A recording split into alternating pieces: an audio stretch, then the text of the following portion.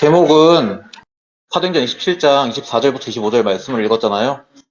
여기 보시면 바울이 여러분이 안심하라. 나는 내게 말씀하신 그대로 되리라고 하나님을 믿노라 하는 고백대로 우리 렘넌트들이 말씀대로 되리라 하는 것을 믿는 하나님이 세운 남은 자들로 한 주간 살 줄 믿으면서 제목을 정하게 되었습니다. 그런데 세상에 나가보면 세상은 매우 복잡하거든요. 우리 눈으로 봤을 때는 단순한 것이 하나도 없습니다. 세상이 우리 눈으로 보면은 되게 어렵고 복잡한 일로 가득 차 있어요. 왜냐하면은 여기서 나오는 인과관계라는 표현이 여러분들한테 어려울 수 있습니다. 사실 인과관계라는 표현은 원인 할 때 인자 쓰고요. 결과할 때 과자 써서 원인과 결과를 맺고 있는 관계를 얘기할 때 인과관계라는 말 쓰거든요. 이 세상은요, 모든 문제들이 인과관계로 연결이 돼 있어요. 그래서 원인 없는 결과가 없다라는 말이 있습니다. 그러니까 이처럼 세상은 그 인과관계가 하나만 있는 것이 아니고 너무나 많이 서로 얽히고 설켜가지고 마치 덩굴들이 서로 이렇게 겹쳐 있는 것처럼 문제들이 단순한 문제들이 아닙니다. 문제는 여기저기서 막 이런저런 원인과 결과들이 합쳐서 나오는 것들이. 그러니까 막 뭔가를 봤을 때, 이게 원인이구나.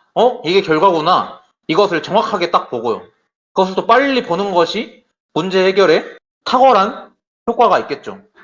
이처럼 이 세상에 살아감에 있어서 이 인과관계를 파악하고 그것을 원인으로 결과로 딱 분석하는 것이 문제를 해소를 하는 데 있어 너무나 좋은 능력이기 때문에 이 사람들은요 보통 문제를 만나면 이 인과관계에 매이게 되어 있습니다.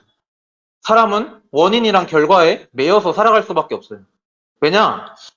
사람이 원인에 묶이면은 어떻게 되냐면 결과를 향해서 이제 어떻게 해야 되지?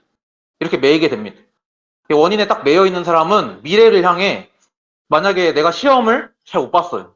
그 시험을 못 본 것을 원인으로 딱 붙잡고 있으면은 시험 못 봤으니까 이제 나 대학은 어떡하지? 나중에 뭐 성공하려면 어떻게 해야 되지? 이러면서 이 원인에 묶인 사람들은 계속 결과를 향해 어떻게 해야 돼? 어떻게 해야 돼? 이러면서 살아갑니다. 또 반대로 이제 결과에 묶인 사람들은 왜 이런 일이 벌어졌지? 이 원인에 집착을 하기 시작합니다. 과거에 집착을 하는 것이죠. 그러니까 사람들은 이 인과관계가 문제 해소에 탁월한 효과가 있기 때문에 사람들 살면서 다 문제를 만나면 원인에 매이든 결과에 매이든 어느 곳에든 묶여요. 이처럼요, 우리는 이 죄 때문에 원인에 매여서 어떻게 하지 하거나 결과에 매여서 왜 이렇게 된 거지? 라는 질문을 누구에게서 찾냐면요. 세상에서 찾고 나에게서 찾습니다. 원래 근데 우리는 어떤 존재로 지음을 받았냐? 모든 원인과 결과 위에 하나님의 섭리가 있다.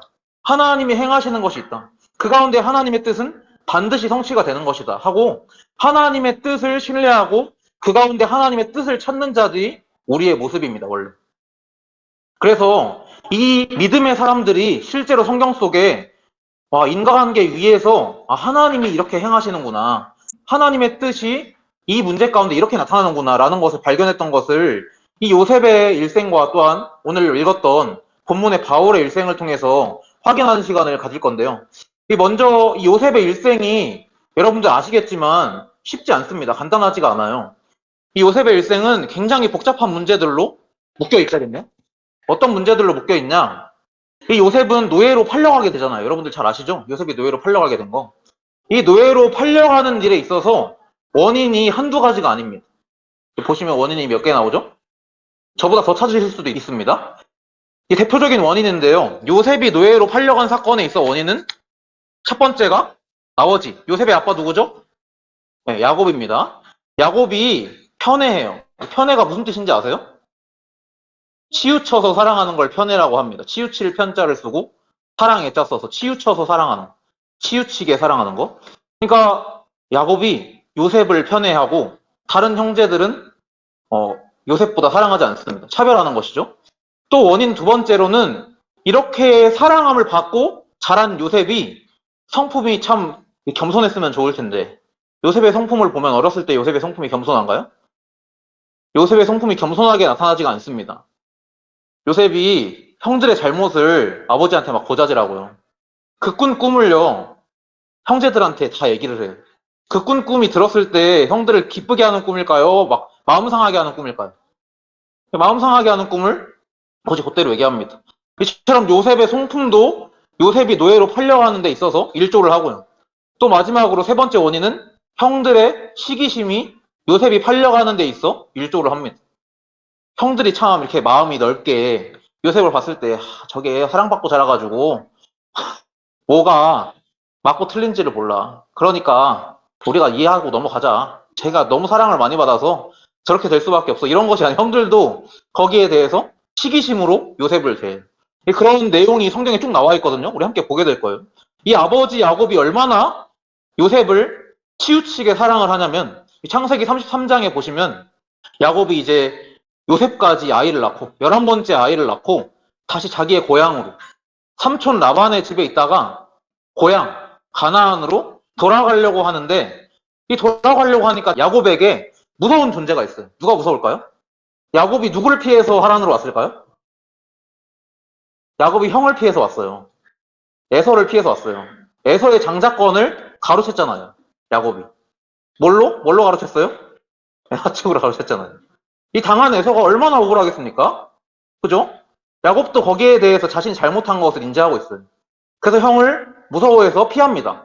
엄마가 리브가가 야 너 피해라 형 오기 전에 빨리 도망가라 해서 도망갔잖아요. 그래서 이르는 곳이 하란이고 다시 하란에서 고향으로 돌아가려는데 이 야곱에게는 무서운 존재가 있단 말이에요. 에서가 400명의 장정을 거느리고 지금 이리로 오고 있대요. 그때 이 말씀에 보면 이 야곱이 그의 자식들을 나눠서 레아와 라헬과 두 여종에게 맡기고 여종들과 그들의 자식들은 앞에 두고 레아와 그의 자식들은 다음에 두고 라헬과 요셉은 뒤에 두고 라 했어요. 그럼 어때요? 그럼 무서운 사람이 쫓아온다는데 종들의 자녀들은 저 앞에다 두고 그 뒤에다가 첫 번째 아내의 자녀들을 이렇게 배치를 하고 그 다음에 한 명 자식 있는 라헬과 요셉을 그 뒤에다 놨어요. 얼마나 야곱이 요셉을 편애했는지 아시겠죠? 그러니까 그런 상황 속에 이 형제들이 차별감을 못 느낄까요? 당연히 차별감을 느끼겠죠. 이것뿐만이 아니고요. 직접적으로 야곱이 요셉을 편애했음이 창세기 37장에 기록이 돼 있어요. 이 요셉은 노년에 얻은 아들이므로 이스라엘의 여러 아들보다 그를 더 사랑하므로 그를 위해서 채색 옷을 지었더니라 되어 있습니다. 이처럼 야곱이 요셉을 편애했다는 사실이 성경 속에 기록이 되어 있습니다. 그럼 우리가 이 인과관계 속에서 매여서 살아간다면 어떤 생각을 해야 되냐? 야곱이 그랬으면 안 됐어 라고 생각하면서 살아가야 할 것입니다. 근데 야곱이 그랬으면 안 됐어 하기 전에 그 뒤에 또 요셉의 성품도 나옵니다. 이 요셉의 성품이 보니까요. 37장 2절에 요셉이 17세 소년으로서 그의 형들과 함께 양을 칠 때 그의 아버지의 아내들 비라와 실바의 아들들과 더불어 함께 있었더니 그가 그들의 잘못을 아버지에게 말하더라 그랬습니다. 여러분 요거 쉽겠습니까? 형들이 10명이나 있는데 얼마나 사랑을 받았으면 형들의 잘못을 아버지한테 가서 막 일러요. 형이 누가 이렇게 했고 저가 누가 이렇게 했고 잘못됐다. 참 요셉의 성품이 고지 곧대로 성경에 기록이 되어 있습니다. 그리고 또한 이렇게 떨어져서 나왔는데 이 요셉이 꿈을 고지 곧대로 형들한테 말하는데 이 꿈의 내용을 여러분들 아시잖아요. 요셉이 그들에게 이르되 청하건대 내가 꾼 꿈을 들으시오. 우리가 밭에서 곡식단을 묶더니 내 단은 일어서고 내가 묶은 단은 일어서고 당신들 형들의 단은 내 단을 둘러서서 절하더이다. 만약에 저 태균이가 하균이한테 그랬다 생각해보고 예건이가 예준이한테 그랬다 생각해보세요. 은성이가 은수한테 그랬다 생각해보세요.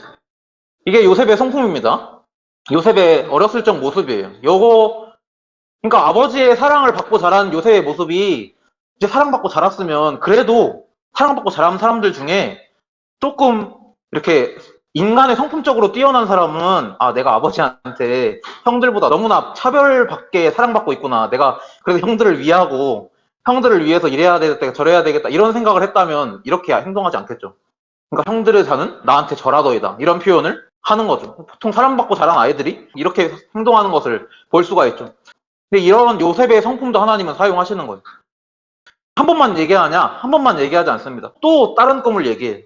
요셉이 다시 꿈을 꾸고 그의 형들에게 말하여 이르되 내가 또 꿈을 꾼즉 해와 달과 11별이 내게 절하더이다. 이런 비슷한 꿈 얘기를 또 합니다. 이번에는 형들의 단이 나를 향해서 절한다는 내용뿐만이 아니고 해와 달과 11별이 나에게 전한다. 아버지와 어머니와 형제들이 나에게 절하더이다 라는 꿈을 얘기를 합니다. 그러니까 요걸 들은 형들의 시기심이 어떻게 올라가냐. 처음에 고자질했을 때도 아버지가 형들보다 요셉을 더 사랑하는 것을 보면서 요셉을 미워해요. 그에게 편안하게 말할 수도 없었고요. 근데 또 꿈꾼 걸 얘기했을 때 네가 참으로 우리의 왕이 되겠느냐, 참으로 우리를 다스리게 되겠느냐 하면서 이 요셉을 더욱 미워하게 되는 것을 볼 수가 있습니다. 이렇게 요셉은 형들한테 미움받아서 결국 어디에 팔려가게 되죠? 네, 애굽에 팔려가게 됩니다. 이러한 모든 일련의 과정 속에 요셉은 애굽에 팔려가게 돼요. 이 애굽에 팔려갔을 때 나중에 애굽에서 총리가 됩니다. 근데 그 총리가 되는 과정 가운데 여러 가지 일들이 벌어졌어요. 그 과정 가운데 어떤 일들이 벌어지냐? 첫 번째로 이 요셉은 바로의 친위대장 보디발에게 팔려가게 돼요. 그러니까 요셉이 그 보디발의 집에 팔려가서 하나님이 함께 하심을 형통한 자가 되고 그 가운데 가정총무로서 쓰임받는 내용이 39장에 나오게 되고요. 또한 그 39장의 후반부에 보면은 요셉이 감옥에 갇히는 사건도 나와요. 분명히 보디발의 집에서 형통한 자로서 일도 잘하고 가정총무로 쓰임을 받게 되었는데 갑자기 억울하게 감옥에 갇히는 사건도 나와요. 여러분 너무나 잘 아시잖아요. 이 보디발의 아내가 요셉을 유혹합니다. 요셉이 보디발의 아내의 유혹에 넘어갔을까요? 안 넘어갔을까요? 넘어가지 않았습니다. 그럼에도 요셉은 그 보디발의 아내가 가진 그 옷자락으로 인해서 내가 증거를 가지고 있다. 요셉이 나를 욕되게 하려고 했다. 라고 얘기하니까 보디발이 누구의 말을 믿죠? 아내의 말을 믿고 보디발이 요셉을 감옥에 가둬버립니다. 이렇게 억울하게 감옥에 갇히는 사건도 일어나고요. 또 40장에 보면은 요셉이 감옥에 갇혔을 때 떡 굽는 관원장과 술 따르는 관원장 두 관원장이 죄를 범해서 감옥에 갇히는 사건이 일어나고 요셉과 만나게 되는 일이 있어요. 그때 요셉이 그 두 사람의 꿈을 해석해주고 실제로 그 요셉이 꿈을 해석해준 대로 일이 일어났어요. 술 맡은 관원장은 풀려나게 되고 그리고 다시 직위를 회복합니다. 근데 그 회복시켜줬을 때 술 맡은 관원장이 바로에게 가서 이 감옥에서 만난 요셉이라는 사람이 내게 이렇게 꿈을 해석해줘서 이렇게 내가 살게 되었고 실제로 그 사람이 해석해준 대로 떡 맡은 관원장은 죽었습니다. 라는 말을 몇 년 뒤에 할까요? 2년 뒤에 합니다. 그냥 바로 하지 않아요. 잊어버려요. 그 요셉의 일을. 잊어버렸다가 2년 뒤에 얘기를 해준단 말이에요. 근데 그 2년 뒤가 언제냐? 딱 바로가 꿈을 꿨는데 그 꿈을 누구도 해석하지 못하는 그때의 그것을 보고 왕이여 내가 죄를 지었습니다. 내게 감옥에 있을 때 이렇게 꿈을 해석해준 사람이 있었습니다. 그 사람이 꿈을 해석해줬을 때 그 꿈이 그대로 되었습니다. 라고 2년이나 뒤에 그렇게 얘기를 하게 되는 것을 볼 수가 있습니다. 그렇게 요셉은 바로왕 앞에 서게 되고 바로왕이 내가 이렇게 꿈을 꾸었다. 네가 이 꿈을 해석할 수 있겠느냐라고 물어볼 때 요셉이 뭐라고 대답하죠? 내가 아니라 나 못함. 내가 아니라 하나님께서 당신에게 편안하게 대답을 하실 것입니다. 요셉이 이렇게 고백하는 것을 볼 수가 있죠. 이처럼요, 하나님은 요셉의 모든 인생 속에 그 인과관계로만 설명할 수 있는 것이 아니고 하나님의 섭리가 무엇인지 나타내셔요. 우리가 어떻게 해서 저렇게 해서 하나님의 언약 성취의 과정이 변하거나 막 그것 때문에 막히는 것이 아니라 하나님은 여러분들의 인생을 준비하시고 여러분들의 인생 가운데 이렇게 형들한테 미움을 받게 되는 것도 하나님의 언약 성취 과정 속에 있었던 것이고 또한 그 애굽에서 이런저런 사건 상황을 겪게 되는 것도 하나님의 언약 성취 과정 속에 요셉을 부르시고 요셉이 그 안에서 행할 수 있도록 인도하신 거예요. 그래서 요셉은 자신이 하나님의 섭리를 이와 같이 신뢰하고 있음을 이 창세기 50장은 창세기의 맨 마지막 장입니다. 창세기 50장에서 이렇게 표현을 하고 있습니다. 형들은 나를 해하려고 하였으나 하나님은 그것을 선으로 바꾸셔서 지금처럼 많은 백성의 생명을 구원하게 하시려고 하셨습니다. 그러니까 우리는 순간 문제가 오면은 그 문제 속에서 원인에 잡히거나 결과에 잡혀가지고 미래를 향해서는 어떻게 해야 되지 이러고 과거를 향해서는 왜 이렇게 됐지 이러면서 거기 매여 살아가요. 근데 하나님의 섭리 속에 하나님의 뜻과 하나님의 주권을 신뢰하는 남은 자는요, 이렇게 됩니다. 아, 모든 일 가운데 하나님의 섭리가 들어있구나. 모든 문제 가운데 하나님의 뜻은 반드시 뜻이 이루어지는구나. 그것을 고백하게 되어 있습니다. 그래서 이 창세기 50장에 그 요셉이 죽을 때 맨 마지막 부분에 고백하는 부분이 무엇이냐. 24절부터 25절에 보시면 나는 죽을 것이지만 하나님은 당신을 돌보실 것이고 당신들을 이 땅에서 인도하여 내셔서 아브라함과 이삭과 야곱에게 맹세하신 그 땅, 메시아가 오실 그 땅으로 이르게 하시리라. 그럼 요셉이 붙잡게 된 언약은 이것입니다. 요셉은 하나님께서 우리를 죽기까지 보호하실 것이다. 우리가 뭐 악한 짓을 범하고 우리의 연약함이 드러날지라도 하나님은 우리를 돌보시고 하나님은 우리를 인도하셔서 하나님은 그 약속의 땅에 이르게 하실 것이다. 요셉이 부탁한 것이 무엇이냐? 요셉이 무엇을 부탁해요? 내가 죽을 때 내 유고를 메고 그 가나안 땅으로 올라가 주세요. 라고 부탁을 합니다. 이처럼 요셉은요, 하나님의 언약 성취에 대해서 신뢰했어요. 하나님의 언약은 반드시 성취된다. 하나님의 언약은 영원히 변함이 없는 불변하는 언약이다. 라는 것을 신뢰했습니다. 그래서 내가 죽어도 내 유골이 그 하나님의 약속의 땅에 들어가게 해달라라는 요청을 하고 있는 것을 볼 수가 있습니다. 이와 같이 요셉이 어렸을 때 야곱에게 편애를 받고요.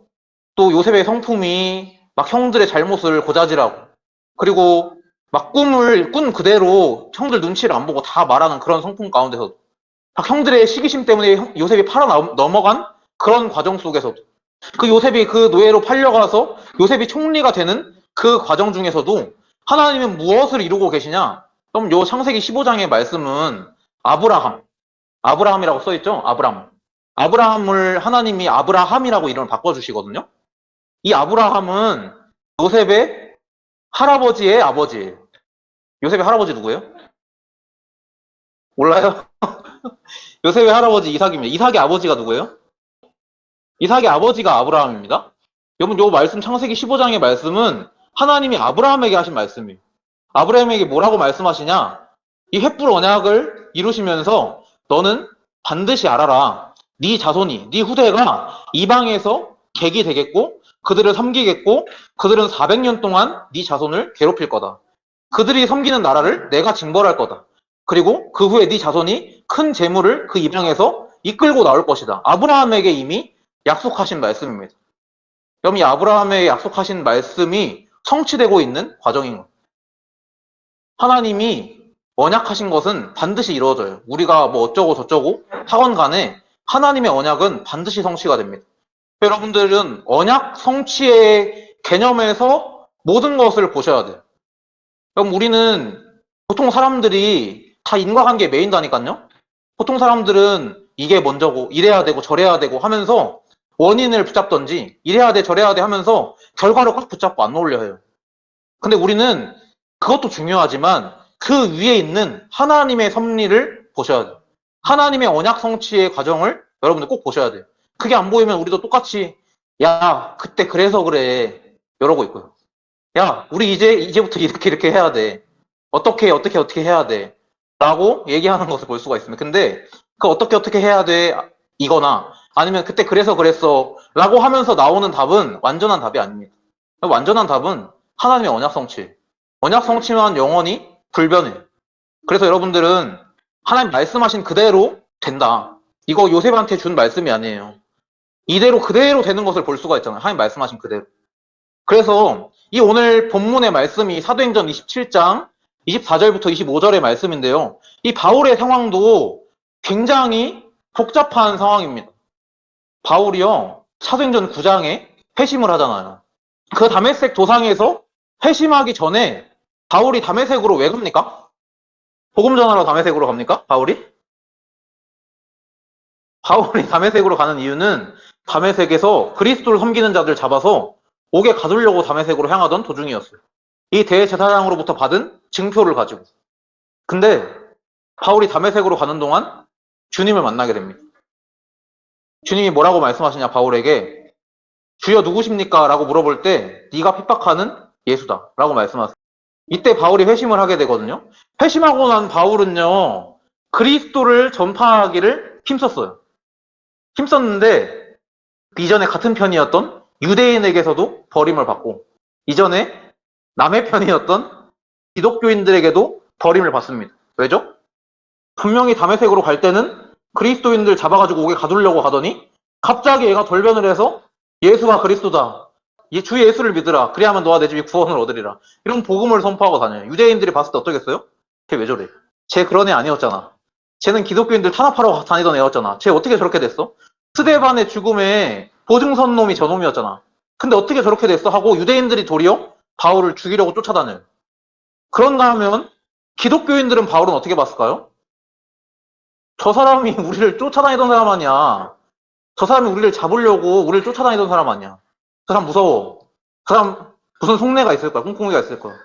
이러면서 이쪽 저쪽에서도 바울을 받아들여지지 않아요.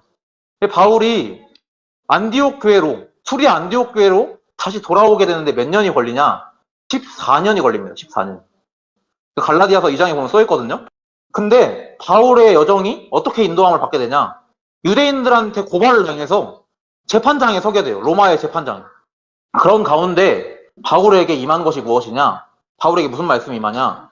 네가 가이사 앞에 서야 하리라 라는 말씀이 임한 거예요. 그래서 바울이 하는 말이 뭐예요?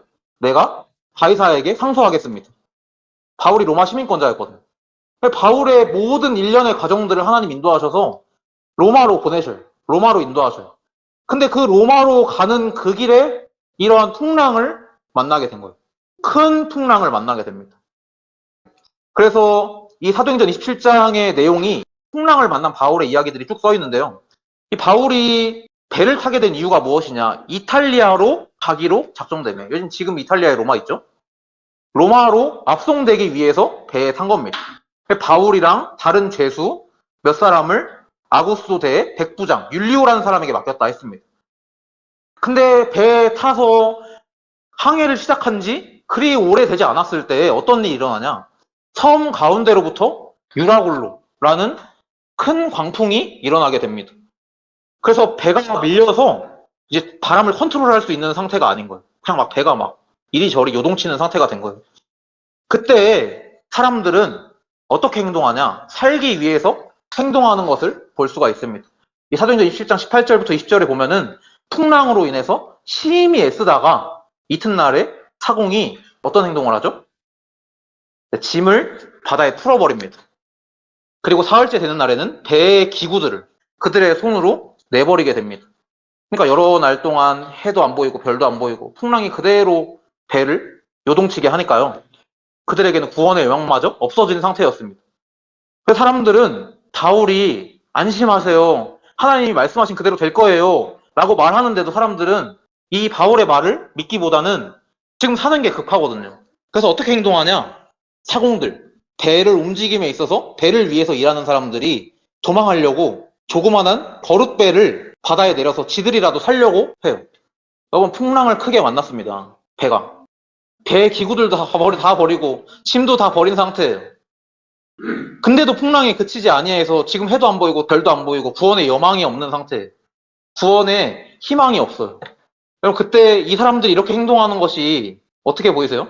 전 지혜로운 행동이라 생각합니다. 지혜로운 행동이에요. 옳은 행동이라 할 수 있습니다. 옳은 거예요, 옳은 거. 세상의 기준에서는 옳은 행동이라 할 수 있습니다. 사는 게 중요하잖아요. 사람들이 자기만이라도 살려고 작은 배를 내려서 도망하려 한다니까요. 근데 그런 희망이 없는 그때에 이 바울의 고백은 어떤 고백이냐? 바울은 그 풍랑을 두려워하지 않습니다.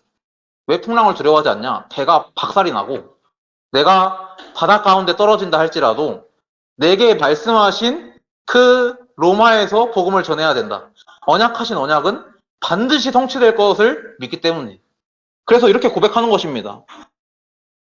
내가 속한 바 곧 내가 섬기는 하나님의 사자가 어젯밤에 내 곁에 서서 말했다. 바울아, 두려워하지 마라. 네가 바위사 앞에 서야겠고 또 하나님께서 너와 함께 하는 자를 다 네게 주셨다 하였으니 그러므로 여러분이요, 안심하라.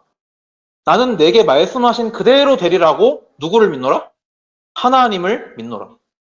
그러면 믿음의 선진들은 다 이렇게 생각하는 것을 볼 수가 있어요. 이렇게 하나님이 그들의 인생을 바꿔가시는 것을 볼 수가 있어요. 여러분, 앞에 있는 사공들이 사실 세상 기준으로는 잘한 행동이고, 세상 기준으로는 반드시 죽을 거기 때문에 내 목숨이라도 부지해야지 하고 선택한 것이 현명한 것이라고 생각할 수가 있어요. 근데 이 바울의 이러한 말은 염려하지 말라고? 안심하라고? 하나님 말씀대로 되리라 믿는다고? 세상에서 이런 말 하면 웃기는 소리 하고 있네, 그럴 거예요. 그렇지 않겠습니까? 근데 바울의 고백은 내게 말씀하신 말씀 그대로 되리라고 하나님을 믿노라 하는 것을 볼 수가 있어요. 하나님이 바울의 인생을 이렇게 바꿔가시는 것을 볼 수가 있어요. 그리고 결국 사도행전 28장이 사도행전의 마지막 장입니다. 바울이 이거 마지막 장 그 중간에 나오는 내용인데 이 바울이 로마에 결국은 들어가게 돼요. 로마에 들어가기 전에 또 이런저런 일도 있어요. 뱀에게 물리기도 하거든요. 독사에게 물리는데 그 원주민들은 그 뱀에 물려놓고 산 사람을 본 적이 없기 때문에 저 사람이 물렸는데 살 수 없다. 반드시 죽을 거다. 그 사람 반드시 죽게 돼 있어. 근데 그 사람이 며칠이 지나도 멀쩡한 거예요, 바울이. 그걸 보고 바울을 어떻게 생각하는지 아세요? 신이라 생각합니다. 그렇게 결국 그런저런 여정 가운데 바울이 로마에 이르게 됩니다. 바울이 로마에 들어가고 바울에게 바울 자신을 지키는 한 군인과 따로 있게 허락돼요. 그 당시 로마의 법정에 세우는 풍습이 그 재판이 열리기까지 따로 자신의 집에서 유숙할 수 있도록 해줬어요. 그러니까 가택연금처럼 돼 있는 거예요.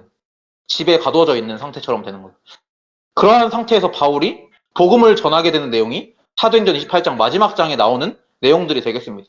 그래서 바울이 30절부터 31절의 말씀은 사도행전 28장의 맨 마지막 절입니다.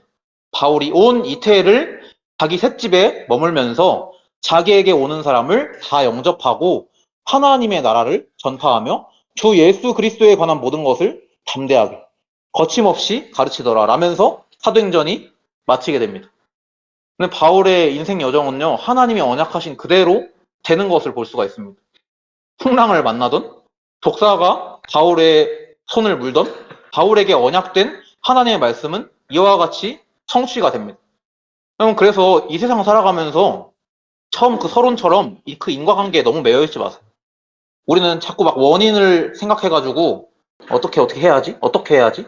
막 이러고 막 결과에 딱 꽂히면은 왜 이렇게 됐지? 우리 모습이 이런 모습이에요. 저도 그럴 때 많아요. 근데 여러분들은 말씀을 통해서 진짜 바르게 보셔야 돼요. 인과관계가 중요한 게 아니에요. 그것도 중요하지만 그 위에 하나님 섭리가 반드시 있어요. 그 위에 하나님의 뜻은 반드시 성취돼요. 언약하신 것이 세상 기준으로는 말도 안 되는 일들이 하나님의 뜻이 반드시 성취가 돼요. 풍랑을 만났는데, 뱀에 물렸는데. 요셉의 얘기도 보시면 아시잖아요. 요셉이 그렇게 팔렸는데. 그래서 여러분들 결론적으로 꼭 붙잡으셔야 될 것이 어떤 상황 가운데서도 여러분들은 하나님의 말씀이 반드시 성취된다는 그 믿음이 있으셔야 돼요. 왜냐? 하나님의 언약은 오늘 말씀에서 본 것처럼 영원히 변치가 않아요. 하나님의 말씀은 풍랑이 가로막지 못해요. 하나님의 말씀은 뱀이 문다고 가로채지지 않아요. 하나님의 말씀은 노예로 팔려간다고 막히지 않아요. 하나님의 말씀은 요셉이 수준이 낮아서 형들 앞에 막 교만하게 꿈을 얘기한다거나 하나님의 말씀은 요셉이 막 형들 고자질한다 해서 바뀌고 막 변하고 그러지 않습니다. 물론 그렇다고 해서 여러분들 막 살라고 그러는 얘기가 아니에요. 무엇을 알고 계셔야 되냐면 하나님이 여러분들의 인생을 잡고 계신다. 여러분들의 인생을 하나님이 완성해 가신다. 여기 없으면은 노예로 팔리는 사건에 처하게 되면 낙심하게 됩니다. 내가 사는 사람은 안 되면 낙심해. 내가 사는 사람은 잘 되면 교만해. 이게 내가 사는 사람의 특징입니다. 내가 사는 사람은 잘 되면 교만하고 안 되면 낙심한 게 특징입니다. 근데 하나님이 함께 하시는 사람, 하나님 말씀이 반드시 성취되리라 믿는 사람은 안 돼도 그 가운데 되게 하신 하나님 뜻을 찾아요. 잘 돼도 되게 하신 분이 하나님이라 믿어요. 그 하나님 말씀이 반드시 성취된다. 우리에게 변함없는 하나님의 말씀을 언약으로 주셨다. 그래서 그 언약을 붙잡는 자들이 남은 자입니다. 여러분들 꼭 기억하셔야 될 게 그리스도를 통해서만, 여러분 그리스도 밖에서는 하나님 나라가 이루어지지 않습니다. 그리스도를 통해서만 완전하고 영원한 하나님 나라가 이루어집니다. 그럼 그거를 꼭 붙잡고 어떤 상황에서도 안 되는 가운데서도 그리스도 이름으로 하나님 나라가 임하게 해주세요. 기도하세요. 이게 성령 충만이에요. 여러분 오직 그리스도, 하나님 나라, 성령 충만. 이 언약이 변함없는 하나님의 언약입니다. 여러분들 성경 속에 믿음의 선진들을 앞으로 쭉 다루게 될 텐데요. 다음 주부터는 아브라함부터 쭉 나갈 거예요. 아브라함부터 쭉 이렇게 믿음의 선진들 차례대로 보게 될 건데, 그 믿음의 선진들을 통해서 그들의 행위를 본받으려고 하기보다는 그 가운데 일하신 하나님의 행하심을 보고 그들을 본받으세요. 하나님이 행하시는 것을 보고. 그러면 그들이 그렇게 의인으로 쓰임받게 된 거, 그들이 그렇게 믿음 가진 자로 살게 된 것은 하나님의 행하심이 있었기 때문이에요. 그들이 잘나지 않았어요. 성경을 좀 제대로 읽어보시면 그들의 잘난 부분만 기록되어 있는 것이 아니고 그들이 잘못한 부분에서도 적나라하게 다 기록이 되어 있습니다. 그래서 여러분들 그들의 행위를 본받고자 하면은 그렇게 하고 싶지 않을 거예요. 아브라함의 삶을 본받고 싶다, 그렇지 않을 거예요. 아브라함의 믿음을 본받고 싶겠죠. 왜냐, 그 믿음이 하나님께로부터 난 믿음이니까. 요셉의 믿음을 본받고 싶겠죠. 그 믿음이 하나님께로부터 난 믿음이니까. 그들의 삶에서 난 믿음이 아니에요. 그들의 믿음은 하나님께로부터 난 믿음이에요. 여러분들 말씀을 통해서 믿음의 선진들을 보면서 하나님이 그들의 삶을 어떻게 인도하시고 하나님이 그들의 삶을 어떻게 이끌어 가시고 만들어 가시는지 하나님의 행하심이 발견돼야 돼. 하나님의 행하심을 통해 그래야 하나님께 영광을 돌리죠. 사람이 잘난 부분만 보이면은 특히 우리 앞에 설교자들은 흔히 그렇게 얘기를 할 수가 있어요. 믿음의 선진들을 얘기하면서 그들이 잘했던 부분만 얘기할 수 있거든요. 그러면 우리가 시선이 어떻게 되게 되냐면은 누구누구처럼 하면서 하나님은 안 바라봐요. 그 사람만 봐요. 요셉처럼, 다윗처럼, 이사야처럼, 엘리야처럼. 근데 여러분, 하나님이 그들의 인생을 만들어 가신 겁니다. 하나님이 그들의 인생을 인도해 가신 겁니다. 그래서 하나님이 행하시는 것을 봐야 돼. 그래야 하나님께 영광을 돌리게 되겠죠. 여러분들 성경을 아침에 매일 보내드리죠? 어린이 방에, 주일학교 방에 제발 성경을 가까이 하시기 바랍니다. 여러분, 영원히 변함없는 하나의 말씀은 성경에 있습니다. 성경을 가까이 하세요. 알겠죠? 성경을 가까이 하시고 매일 성경을 읽어보세요. 제가 올려주는 그 짤막한 성경 구절이라도 보시고 좀 더 발전하면 이제 앞뒤 전후 맥락 살펴가면서 좀 보세요. 성경을 가까이 하시길 바랍니다. 성경을 가까이 하시면서 하나님의 행하심이 발견되는 그 은혜가 이번 주간에 있게 되기를 기도하겠습니다. 기도하고 마치겠습니다. 하나님께 감사드립니다. 하나님 말씀을 통해서 하나님의 언약하신 그 말씀은 반드시 성취된다는 것을 그 믿음의 선진들을 통해 우리에게 나타내시고 그 믿음의 선진들의 연약함 또한 그대로 기록이 돼 있으나 하나님의 행하심 가운데 그들의 인생이 하나님께 맡겨진 바 되고 하나님께 인도함을 받는 바 되는 것을 말씀을 통해 우리에게 나타내시고 오직 하나님의 행하심에 의해서 하나님께 영광 돌릴 수 있도록 저희들 붙들어 주심을 감사를 드립니다. 정말 우리가 다른 것 붙잡고 살아가는 자들이 아니라 영원하신 그 하나님의 말씀, 변함없는 그 하나님의 말씀 붙잡고 사는 자들이 될 수 있도록 인도하여 주사 그 변함없는 하나님의 말씀, 예수 그리스도만 붙잡고 살아가는 자들 될 수 있도록 인도하여 주시고 그 그리스도 안에서 이루어지는 그 하나님 나라에 우리 마음과 그 시선과 방향을 두며 그 우리 힘과 우리 능력으로 살아가는 것이 아니라 오직 성령의 충만함 가운데 날마다 승리하는 영적 싸움 싸우는 우리 엠너스를 될 수 있도록 주의 성령으로 충만케 하여 주옵소서. 이 말씀을 통해서 믿음의 선진들을 앞으로 쭉 다루게 될 텐데 그 믿음의 선진들 가운데서 하나님이 어떻게 한 사람에게 일하시고 그 한 사람을 통해서 하나님의 섭리를 나타내시고 또한 하나님이 그 정하신 그 세계복음화를 이루어 가시는지 그 하나님의 행하신 바를 믿음의 선진을 통해 발견하고 또 하나님께 찬양할 수 있는 참된 예배가 될 수 있도록 주의 성령으로 충만케 하여 주옵소서. 말씀하신 대로 이루실 줄 확신하오며 우리 주 예수 그리스도 이름으로 기도드렸습니다. 아멘.